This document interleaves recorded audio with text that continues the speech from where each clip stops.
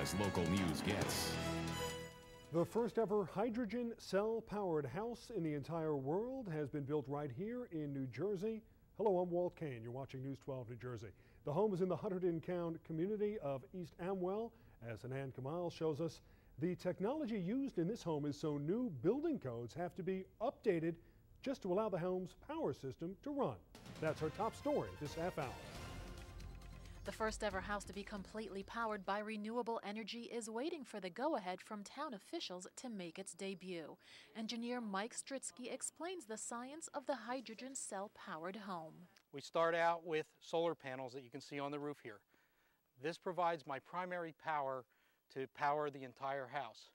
And during the summer months when we have long solar days, I take that solar energy, and instead of selling it back to the utility, I take it and I convert water, which is H2O, into hydrogen and oxygen.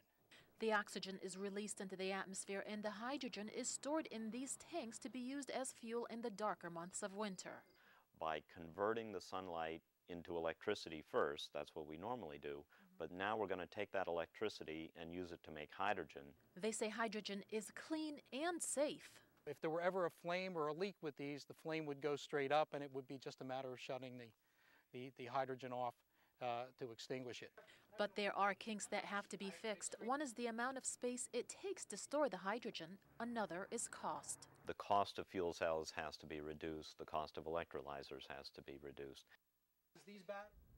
The system for this house costs $225,000, but keep in mind that figure included the research. They expect that just as with computers, the more the technology gets refined, the lower the cost will become.